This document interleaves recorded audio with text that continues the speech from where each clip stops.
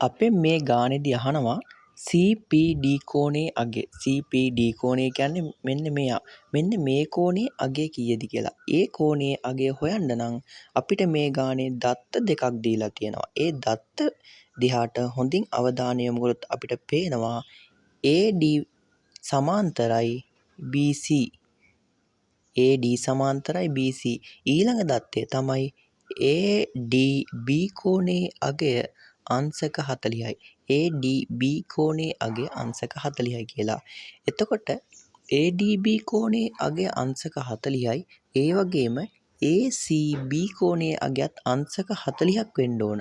මෙන්න මේ කෝණයේ අගයත් අංශක 40ක් වෙන්න ඕන. ඒ කියන්නේ ඒකට හේතුව තමයි ADB කෝණය සහ ACB කෝණය කියන්නේ එකම ඛණ්ඩයේ කෝණය. එකම ඛණ්ඩයේ කෝණය. ඒ කියන්නේ එකම ඛණ්ඩයේ කෝණයක් නම් ඒවායේ අගයන් සමාන වෙන්න ඕන. ඒ කියන්නේ ACB කෝණයේ අගයත් මෙන්න මේ අගයම වෙන්න ඕන අංශක 40යි.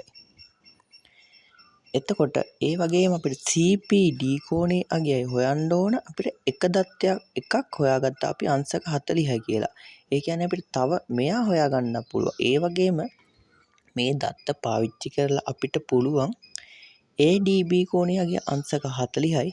ඒ වගේම මෙන්න මේ DBC කෝණයේ අගය හොයාගන්න. DBC කෝණයේ අගය හොයාගන්න නම් අපිට පුළුවන් මෙන්න මේ AD සමාන්තරයි BC. ඒ නිසා ඒ කියන්නේ අපිට කියන්න පුළුවන් BD කියන්නේ තීර්යක් රේඛාවක්. ඒ කියන්නේ සමාන්තර රේඛා දෙකක් යම් රේඛාවකින් ඡේදනය වෙලා තියෙනවා. ඒ ඡේදනය වෙලා තියෙන රේඛාව තමයි BD රේඛාව.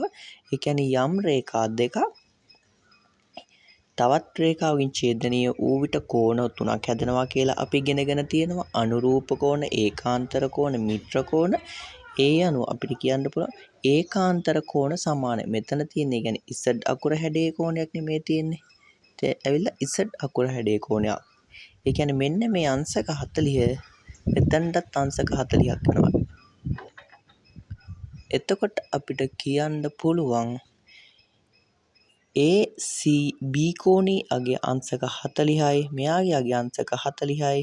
මෙයාගේ අගයත් අංශක 40යි. හේතුව ඒකාන්තර කෝණ සමානයි.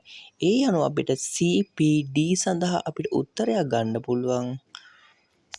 ඒ කියන්නේ අපි ගත්තොත් BCP කියන ත්‍රිකෝණය. මෙන්න මේ BCP කියන ත්‍රිකෝණයේ BP කියන පාදය දික් කරලා තියෙනවා D දක්වා. අපි ඉගෙනගෙන තියෙනවා ත්‍රිකෝණයක පාදයක් දික් කිරීමෙන් සෑදෙන බාහිර කෝණයේ අගය. ඒ කියන්නේ ත්‍රිකෝණයේ පාදය දික් කිරීමෙන් සෑදෙන බාහිර කෝණයේ අගය කියන්නේ මෙන්න මේ CPD. බාහිර කෝණයේ අගය.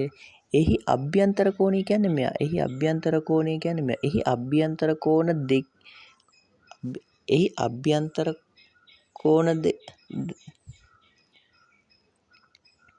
මෙන්න මේ කෝණ දෙකට සමානයි. ත්‍රිකෝණයක පාදයක් දික් කිරීමෙන් සෑදෙන බාහිර කෝණයේ අගය එහි අභ්‍යන්තර සම්මුඛ කෝණ දෙකේ එකතුවට සමානයි කියලා. ඒ කියන්නේ අපි ඉගෙන ගත්තා මෙන්න මෙයාගේ අගය අංශක 40යි සහ මෙයාගේ අගය අංශක 40යි කියලා.